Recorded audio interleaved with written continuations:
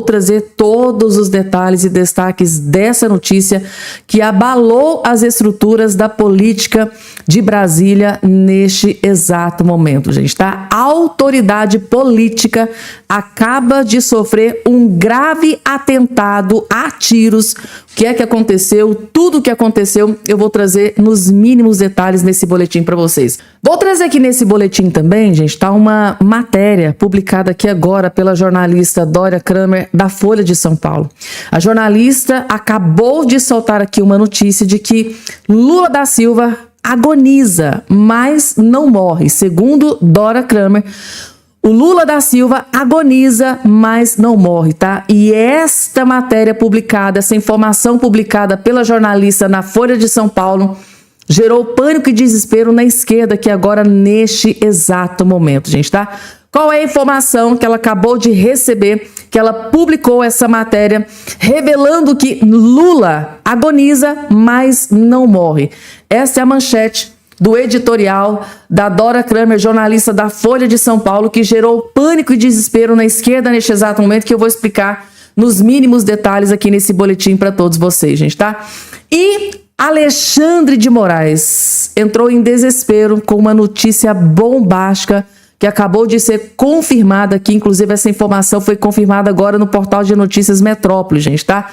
Uma notícia bombástica foi confirmada e Alexandre de Moraes entrou em desespero. Qual é essa notícia que gerou pânico e desespero em Alexandre de Moraes? Claro que eu também vou trazer essa informação aqui para todos vocês. Gente, além dessas outras várias informações, tem muita coisa gravíssima para trazer nesse boletim para vocês. Rapidamente, claro, só não esqueçam de se inscrever aqui embaixo no canal, ativar o sininho das notificações e compartilhar o vídeo o máximo possível que vocês puderem. E agora parece que tá vindo chumbo grosso para cima de ministro do STF, gente, tá? Impeachment. Impeachment volta a atormentar a vida de ministros do STF, principalmente com relação a Alexandre de Moraes e Dias Toffoli. Vejam só. É necessário que as investigações que estão em curso com a relatoria do ministro André Mendonça continuem avançando. Ele vem fazendo um bom trabalho, mas nós sabemos que muitas vezes ele se torna um ministro isolado do Supremo Tribunal Federal por estar insistindo com essas investigações, doa a quem doer. E eu acredito que uma investigação ocorrendo no Congresso Nacional é importante para que nós continuemos dando luz a tudo isso e contribuindo com informações para que possam ajudar nessas investigações, a exemplo do que ocorreu com a CPMI do INSS. Muita coisa avançou nas investigações da ação penal porque estávamos buscando informações, nos debruçando sobre documentos que nós conseguíamos e omitíamos. Veja bem como é complicado você fazer uma investigação de um membro do Supremo Tribunal Federal. Hoje, se o Porcaro ele faz uma delação e ele fala que o ministro Alexandre de Moraes, de fato, ele tinha um papel de tráfico de influência junto a ele, que o contrato de 129 milhões de reais da esposa do ministro Alexandre de Moraes era para fazer um tráfico de influência, facilitações na fraude envolvendo o BRB, e que a troca de mensagens com ele realmente foi para que ele pudesse bloquear a prisão dele, fazer uma obstrução de justiça. Estou fazendo uma suposição. Ainda assim, para que haja uma investigação efetiva contra o ministro Alexandre de Moraes, é necessário a autorização dos membros do Supremo Tribunal Federal, do plenário do Supremo Tribunal Federal. E hoje nós temos uma configuração no Supremo que existem 4 ministros que são taxativamente contra investigações contra membros do Supremo Tribunal Federal: o Alexandre de Moraes, o ministro Zanin, o ministro Dino, o ministro Gilmar Mendes. Nós temos também o ministro Toffoli, que também é contra, mas ele está impedido de julgar esse caso, e nós temos 4 outros ministros que querem fazer as investigações. E nós temos o ministro Cássio Nunes, que trabalha como um pêndulo, já que hoje ele também está inserido nessas investigações por ter voado no jatinho do Porcaro e seu filho ter recebido também dinheiro de uma consultoria que fez para o Banco Master. Então nós temos aí um empate praticamente, mas num cenário que de repente possa avançar uma investigação, o ministro Cássio Nunes pode votar junto com eles. Então está muito apertado e eles podem, inclusive, querer bloquear uma investigação contra o ministro Alexandre de Moraes. Por isso que a CPMI é tão importante, porque nós temos um cenário que muitas vezes podem haver impedimentos, podem haver bloqueios de investigações contra o ministro do Supremo, e uma CPMI tem esse papel de apurar responsabilidade e mostrar para a população tudo o que está acontecendo, porque ainda que não consigamos fazer investigações contra ministros do Supremo numa seara penal, Federal, nós podemos reunir informações suficientes para fazer impeachment de ministro do Supremo Tribunal Federal. Então, uma coisa não exclui a outra. Agora pensem, gente, tá no desespero dos ministros do STF, né? Porque ao que tudo indica, né, ali saiu na boca miúda, né, nos bastidores do Congresso Nacional de que tinha acontecido um acordo, né, para votação de algumas coisas, mas para que a CPMI do Banco Master não acontecesse. CPMI do Banco Master, gente, virou o pesadelo de grandes autoridades em Brasília. Inclusive, algumas articulações giraram em torno disso, tá? Vamos derrubar o Messias. Vamos derrubar o veto do Lula lá da dosimetria.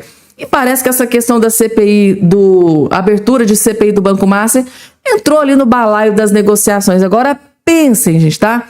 Sair a notícia de que a oposição, mesmo saindo o burburinho de que aconteceu algumas negociações, o Flávio Bolsonaro já veio na imprensa e disse que ele não negociou nada com Alexandre de Moraes, de que não vai haver CPI do Banco Master. E isso, gente, tá? Só cresce a expectativa de que pode sim acontecer. Mesmo depois de tudo que aconteceu, né, da derrubada do Messias, da derrubada do veto do Lula, segundo aqui o parlamentar, e o próprio Flávio Bolsonaro, ainda existe sim possibilidade de acontecer CPI do Banco Master, para desespero de Alexandre de Moraes, Dias Toffoli, até a decepção do Cássio Nunes Marques, dentre outras autoridades em Brasília, gente, tá? Ou seja, o terror voltou novamente. Impeachment contra ministros da Suprema Corte. Vamos lá, porque tem mais, gente. Agora, jornalista dentro da Globo News acaba de anunciar que o governo Lula acabou com a aprovação de apenas 24% e reprovação de 41%. Os próprios jornalistas da Globo, onde o Lula jorra milhões e milhões e milhões, admitem que com a aprovação de apenas 24%, acabou para Lula da Silva. Ai, gente, que delícia de vídeo que eu vou trazer para vocês. Assistam. A Datafolha soltou mais uma rodada de pesquisa sobre a aprovação do presidente Lula, aprovação do governo, e a notícia é: a aprovação de Lula desaba para 24% e é a pior de todos os mandatos, tá? A queda de 11 pontos em 2 meses é inédita. A reprovação à gestão vai de 34 para 41, aponta a pesquisa Datafolha, que acabou de sair. O Datafolha ouviu 2.007 eleitores em 113 cidades na segunda e na terça-feira.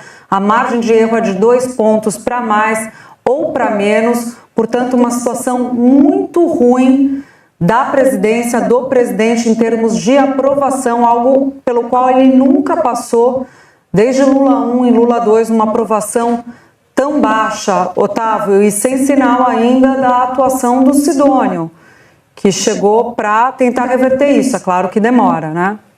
Então, a popularidade desaba, né? Nem cai, ela desaba, e a gente estava passando assim, o governo Lula, pequenas oscilações, né? Às vezes dentro da margem de erro, mas fora da margem de erro. E o que deve acender o sinal de alerta no Palácio é que nos 2 primeiros anos são, como o Lula cansa de dizer, de colheita. E você começa de colheita não, de semeadura. Você, né? E a colheita acontece nesses últimos 2 anos. Ou seja, em tese, pela ótica do petismo, a popularidade deveria estar tendo um viés de alta, e não é isso que acontece, Júlia. E eu acredito que a explicação vá muito além da história do Pix, né? Gente, tá? Lula recebendo uma notícia terrível. A pior notícia acaba de ser divulgada para Luiz Inácio Lula da Silva. Reprovação. Ou seja, aprovação de apenas 24%. Com esta aprovação, que caiu drasticamente para 24%, é basicamente impossível o Lula se reeleger novamente. Então, a pior notícia chegou para Luiz Inácio Lula da Silva, tá? E calma, gente, calma que tem mais notícia terrível pro Lula, não é só essas aqui não. Vocês acham que tá ruim pro Lula? Vai piorar muito, mas muito mais, porque um dos maiores aliados do Lula, que é o Janones, acaba de admitir a força de Flávio Bolsonaro e que a reeleição de Lula da Silva é basicamente zero, muito difícil. Vocês vão entender, vejam só. Eu vi muitas pessoas comemorando quando anunciou o nome do Flávio como candidato. Eu não esbocei nenhum tipo de comemoração. É um candidato dificílimo, é o que eu menos gostaria de enfrentar, né? Porque o Eduardo carrega consigo uma rejeição, o outro filho mais novo, o Carlos, também carrega uma rejeição, o Bolsonaro, então, nem se fala. E o Flávio tem uma situação interessante que é o fato de ninguém o rejeitá-lo diretamente. A rejeição do Flávio ela é herdada do pai. Dificilmente alguém tem aquele sentimento visceral de raiva, de ódio do Flávio. Mas a aprovação também é do pai. A aprovação também é do pai. Esses dois lados. Exato. Ele herda a aprovação do pai e ele herda a rejeição do pai. Agora, quando você se mostra em uma campanha eleitoral, é mais fácil descolar da rejeição. Olha, desequilibrado é o meu pai. Eu sou o candidato que me vacinei. E a parte positiva? A parte positiva vem naturalmente. Essa ele vai continuar carregando só pelo sobrenome. Estou dizendo isso, eu estou fazendo então uma análise pessimista, né? E aí que as pessoas confundem. Isso aqui não é um pessimismo de dizer, então nós vamos perder a eleição, vamos cruzar os braços. Não, isso aqui é uma análise de quem diz, olha, a eleição não está decidida, é uma eleição difícil, a gente precisa ir para o enfrentamento e principalmente a gente precisa entender que eleição é emoção, não é racionalidade. Nós vamos comparar os dados, nós vamos mostrar as entregas, as pesquisas estão aí e elas provam que hoje, infelizmente, eu acho isso péssimo, mas o eleitor não valoriza tanto a entrega. Existe uma boa parcela do eleitorado que diz o seguinte, quem fez mais pelo país? Lula. E você vota em quem? No Flávio. Ou se fosse o Jair, no Jair. É aquela coisa do sentimento, do intimismo. E por que isso? Porque aí a minha visão é que a direita, a extrema-direita, ela sabe se comunicar anos-luz à nossa frente. 1000 vezes melhor. E aí eu ouço pessoas dizendo que comunicação não é tudo. Eu sempre digo assim, infelizmente, eu falo isso com um lamento profundo, nos dias atuais, é quase tudo.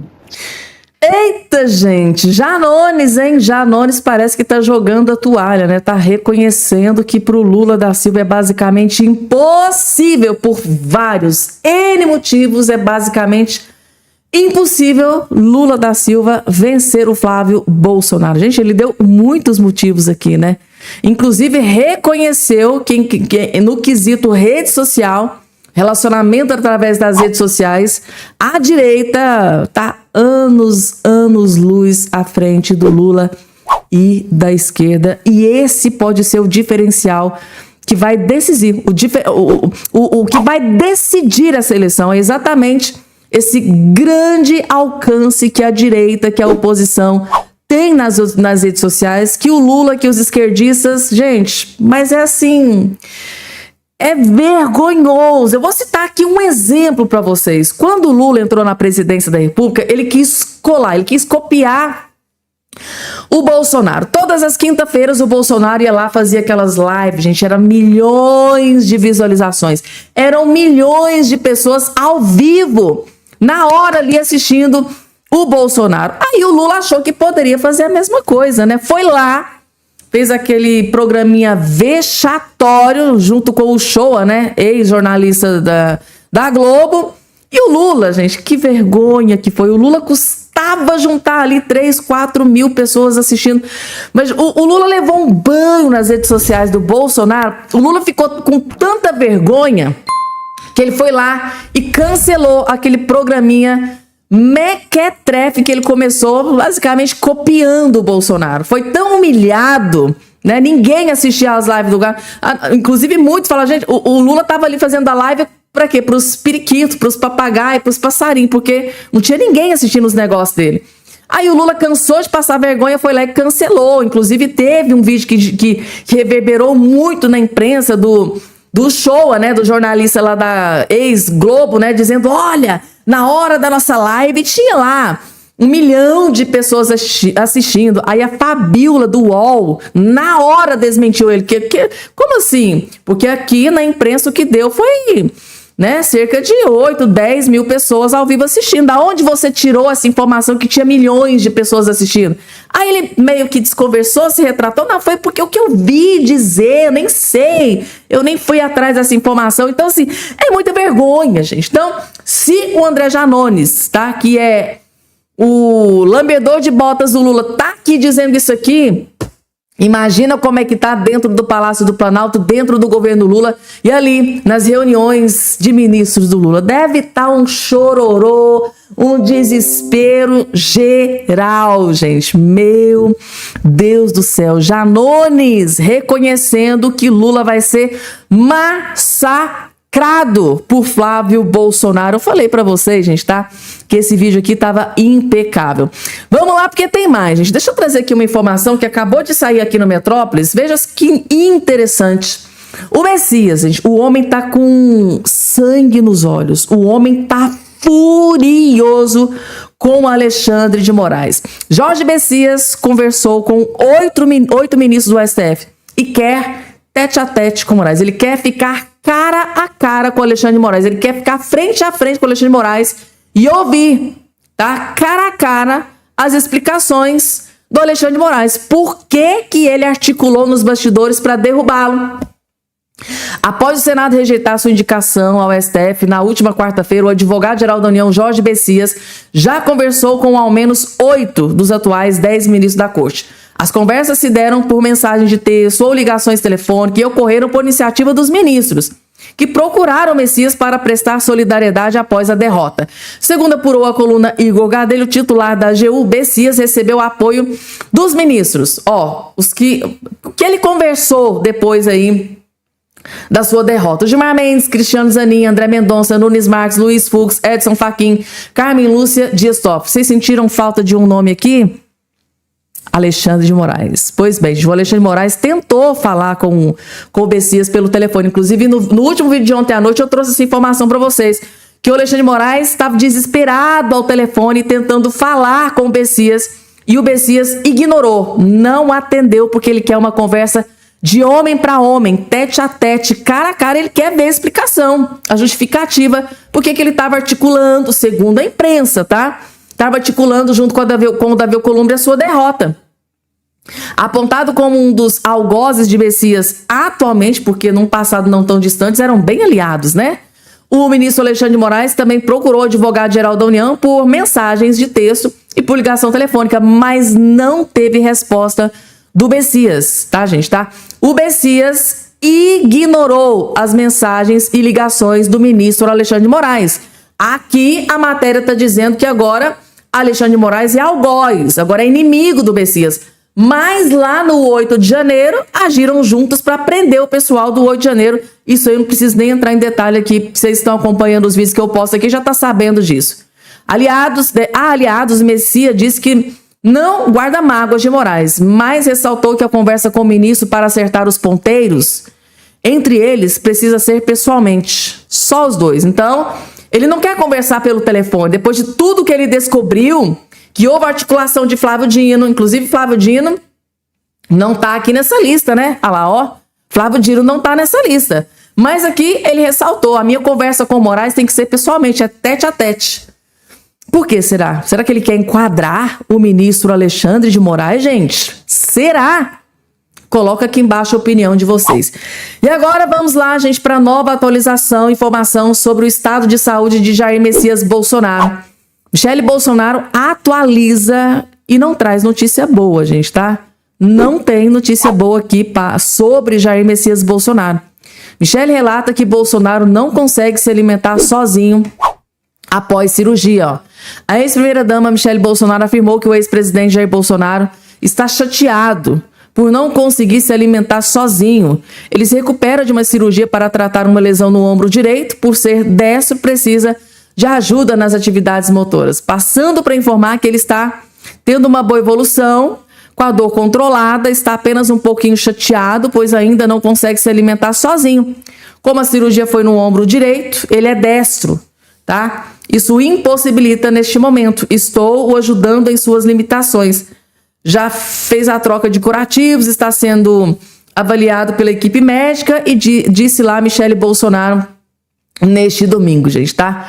No mesmo dia, o Hospital Death Star informou que a evolução clínica e controle da dor ocorrem conforme esperado e que o ex-presidente passa por reabilitação motora, além de receber analgésicos, medicamentos para reduzir o risco de trombose. Tá aí, gente, tá?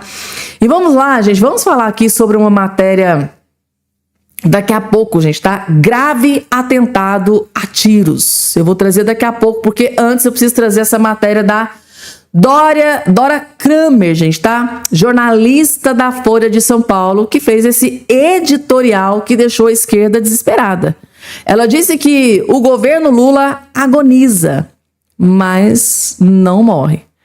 A derrubada de uma indicação do presidente da República, né, ao Supremo Tribunal Federal é ato que reforça e anima a oposição. Mas daí a dizer que isso sela o destino de infortúnio para Lula na eleição, há uma distância de efeitos a serem medidos pelas circunstâncias. A batida metáfora das nuvens da política poucas vezes foi tão verdadeira como na quadra atual. E por que eu decidi trazer essa informação para vocês? Para vocês entenderem a discrepância, gente, tá? Entre uma matéria jornalista, de uma jornalista que está bem otimista, né, com relação a Lula da Silva. É o contraste do que disse o Janones anteriormente, né? Porque para o Janones é basicamente impossível o Lula vencer essa eleição. Aqui, a Dora Kramer diz que o Lula da Silva é basicamente o quê, né?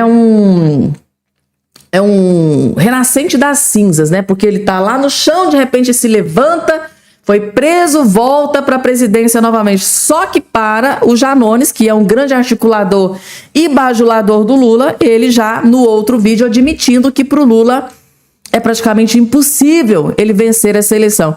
E aí, gente, vocês vão ficar aqui com a opinião da Dora Kramer, da Folha de São Paulo, de que o Lula pode renascer das cinzas e pode, né, tá na situação trágica agora neste exato momento, pode se reerguer por sei lá, de repente por uma obra divina, porque sinceramente eu não sei o que pode acontecer com o Lula para que ele convença o povo a votar nele. Do que o Janones, que já está admitindo, ou vocês ficam com a opinião do Janones, que basicamente já está admitindo que acabou para Luiz Inácio Lula da Silva, porque ele está enfrentando o Flávio Bolsonaro. Coloca aqui embaixo a opinião de todos vocês. Vamos lá, porque tem mais, gente, tá? Agora, tragédia, gente, tá? Tragédia foi confirmada nesse dia de hoje. Deputado federal é alvo de atentado no Rio de Janeiro. Foram vários tiros, gente, tá? Esse que está aqui, ó, na sua tela. A madrugada de sexta-feira, do dia 1º, foi de sufoco para o deputado Max Lemos, do União Brasil. O parlamentar cumpriu a agenda em Miracema, noroeste fluminense, e estava em Duque de Caxias, Rio de Janeiro, quando seu carro foi alvejado por tiros. De acordo com informações do portal G1, o ataque aconteceu por volta das 3h45, horário de Brasília. Apesar de toda a situação macabra, ele conseguiu fugir e sair ileso. Em resumo, os criminosos conseguiram interceptar o carro do parlamentar, provocaram uma colisão, mas não obtiveram êxito. O motorista do deputado conseguiu desviar e sair do local com rapidez. Em nota, a equipe do deputado federal explicou que o motivo do ataque é por conta do empenho do político em combater o crime organizado. O político registrou ocorrência também em Duque de Caxias. Então, tá aí, gente, tá? Graças a Deus, o pior não aconteceu. A gente poderia estar aqui anunciando a morte do deputado federal, né? Mas, por intercessão divina, independente se a gente gosta ou não do parlamentar, independentemente de ideologia política, de partido político, é muito triste, gente. E logo de cara, gente, deixa eu trazer aqui uma briga feia, gente, tá? Que aconteceu dentro do Congresso Nacional entre a esquerdista Maria do Rosário, tá? Lambedora de botas do Lula. Ela partiu pra cima, gente, tá? do Marcel Van Hatten, do Zé Trovão. Gente, foi briga feia. Teve dedo na cara, teve tudo que tem uma discussão, gente, tá? Parece até letra de música, mas ao vivo a coisa realmente pegou fogo, gente, tá? Briga feia, treta feia entre a esquerdista lulista Maria do Rosário, Marcel Van Hatten e Zé Trovão. Inclusive o Zé Trovão, gente, ele revelou uma coisinha aqui que vocês vão ficar chocados, gente, tá? Meu Deus do céu, eu tô até agora sem acreditar. Assistindo o vídeo vocês vão entender tudinho, vejam só. Ou não é o mesmo ato? Aqueles, naquela data, em que o deputado Zé Trovão impediu o presidente da Câmara de chegar à mesa e que o deputado Van Hatten continuou sentado na cadeira para impedir os trabalhos do presidente da casa, o terceiro na lista sucessória, colocado em pé atrás do deputado Van Hatten, que talvez tenha sido candidato a presidente em algum momento e teve talvez meia dúzia de votos. Eu não me lembro quantos, mas realmente talvez 12 votos, eu não sei. Mas de toda forma, democraticamente ele foi candidato, muito bem, 31 votos, mas ele não foi eleito o presidente da casa. O presidente da casa é o Hugo Mota. Eu não vou fazer defesa aqui, porque a defesa será na semana que vem. Mas eu quero falar da cara de pau e da falta de óleo de peroba que tem essa esquerda. Vocês não têm moral nenhuma pra nos chamar de golpista. Então primeiro lave a boca de vocês pra chamar alguém de golpista. Lave a boca de vocês. Porque não houve golpe nenhum até o momento. Não houve golpe no 8 de janeiro, não houve golpe na ocupação da Câmara. Porque se ocupar a Câmara dos Deputados e o Senado Federal por golpe, vocês são os primeiros golpistas. Vocês pregam e arrotam e vomitam nessa casa que não tem que ter anistia. Os anistiados que não querem anistia pra ninguém. Eu não sei se vocês se lembram ou se vocês são acéfalos o suficiente pra não se lembrar que vocês faziam parte, que a esquerda brasileira fazia parte de guerrilheiros, que assaltava banco, que sequestrava embaixadores, que explodiu um prédio no centro de São Paulo. Faça-me um favor, tenha pelo menos moralidade na palavra de vocês. Fica aqui arrotando, nunca apareceram. Estamos aqui desde o ano passado nesse Conselho de Ética, não deram as caras. Quem mais apareceu aqui foi o Chico Alencar nos últimos tempos. Mas o resto veio aqui hoje pra quê? Pra arrotar mentiras. Assim como o presidente vagabundo que vocês têm, que somente 24 horas, vocês vêm aqui pra votar mentiras e rotular. Meu irmão, pode perder o mandato por 20 anos. Se eu tiver que lutar pelo povo brasileiro e pela anistia de pessoas que não pegaram armas, eu vou lutar. Vocês defenderam e defendem bandidos, ditadores. Estavam chorando esses dias. Ai, o Maduro, coitadinho dele. Eu não vou nem mandar vocês pegar e criar, porque vai trazer aquela desgraça pra cá. Tenha moral na palavra de vocês. Pessoas que, além de ter uma opinião que eu respeito, completamente diferente da minha, porque eu respeito, ao contrário de vossas excelências, como vocês querem ser chamados, ai, vossas excelências, excelentíssimos. Ao contrário de vocês, eu respeito a diversidade de opinião. Agora estou aqui, através da minha posição como parlamentar, rebatendo as mentiras. Não vem com esse papinho, não. Ah, deputado Zé Trovão. Vamos lá. Fica suspenso o exercício do mandato do deputado Zé Trovão, pelo prazo de 2 meses, em razão da prática de lavagem de dinheiro, dinheiro na cueca, por ter sítio em Atibaia, triplex no Guarujá, por gastar R$1 bilhão em viagens com a senhora Esbanja. A mulher que conhecia bem o centro de Curitiba, que agora conhece o mundo inteiro. Não, senhores, tá não. Eu tô sendo, sabe por que eu tô sendo condenado a 2 meses de perda de mandato? Por brigar por quem me elegeu. Deixa eu dar um recado antes de passar a palavra pro Márcio Polon. Pelo povo catarinense, pelo povo brasileiro, que o meu sangue escorra pelas vias e pelo chão, porque eu não sou covarde igual vocês. Luto e lutarei todos os dias pra tirar das mãos desse judiciário porco, desse judiciário corrupto, esse povo que não merecia passar um dia na cadeia. Semana passada, uma senhora de 74 anos, depois de 3 anos na prisão, foi pra casa. Em prisão domiciliar. Tomem vergonha na cara ao falar que o que houve no 8 de janeiro foi golpe. Golpe foram vocês terem voltado à presidência da República através de artimanhas de vários meios de comunicação e do STF. Ela vai defender também a confirmação da mesa que não mandou ainda. Deputada Maria do Rosário, a senhora está tão diligente elogiando a mesa diretora. Procure também. A senhora me citou, eu poderia ter pedido para falar. Não pedi. Acho que. Então eu vou acrescentar depois só falar. Agora é o seguinte. Quando se trata do PT, porque aqui no Brasil ser réu, quando você é honesto, na verdade é uma medalha. Porque réu, corrupto, os amigos do PT não existe mais. O Lindbergh Farias acusou infundadamente o relator da CPMI, mandamos pra minha diretora, até agora não veio pra cá. Muito, Lindbergh, super cara de pau. O próximo deputado Glauber tomou a mesa diretora violentamente, agrediu, quebrou. Até agora. Já chegou no Conselho de Ética, presidente? Não. Rogério Correia acertou uma bofetada, nosso colega Luiz Lima, que estava aqui. Rogério Correia chegou. Uma delas. Então tem uma que a deputada vai poder elogiar, porque as outras não foram enviadas ainda. A justiça só é justa quando é isonômica. E aí, senhor presidente, tem 2 coisas que eu preciso falar nesse momento que são muito importantes. A primeira é essa, a justiça só é justa quando ela é isonômica. E nesse caso, senhor relator, tanto olhando para o passado, ou seja, para os precedentes dessa Câmara, que já teve invasão aqui, movimento de sem terra, invadiu esta casa. Faltando 8 de janeiro, aquilo lá foi com violência, com apoio de parlamentares no ar. quatro aqui que estavam na Câmara dos Deputados? Não aconteceu nada. Depois, lá no Senado da República, o PT tomou a mesa diretora, o Lindbergh, tá aqui na minha defesa, o Lindbergh Farias foi lá, tumultuando o Conselho de Ética do Senado e conseguiram o arquivamento do caso daquelas senadoras que sentaram comeram até marmita na mesa diretora do Senado. Então os precedentes todos são de atos violentos, que não foi o nosso caso, atos que agrediram a institucionalidade da casa e que não tiveram nenhum rigor, como se está impondo aqui, sobre uma ocupação não violenta e que tratava de um tema fundamental para o Brasil. Então, a isonomia não se está aplicando nem no precedente, nem no que ocorre atualmente, porque hoje só quem é de direito está sofrendo esse tipo de perseguição. Então, eu acho muito importante, deputado Carlos Gilberto, fazer essa menção, porque a justiça só justa quando é isonômica, e nós vamos convencer o relator de que não tem condição de dar 2 meses de suspensão para parlamentares que fizeram algo, em primeiro lugar, justo, em segundo lugar, sem ferir o regimento interno, e em terceiro lugar, amparados pelo precedente e pelo que está acontecendo atualmente. Quer mudar a regra? Muda lá no plenário. Tem um projeto de resolução, inclusive, pautado, foi feito um requerimento de urgência, até hoje não foi votado, para alterar a regra, para não permitir nenhum tipo de ocupação. Então muda daqui para frente. Mas daqui para trás, isso é ilegal, é injusto. E para finalizar, você falou aqui em constrangimento do presidente da Câmara. Olha, todo mundo estava muito constrangido naquele momento. Não foi um momento fácil para ninguém. Agora, se o presidente teve o constrangimento de por 5 minutos não chegar na cadeira, imagina os familiares das vítimas, seu relator.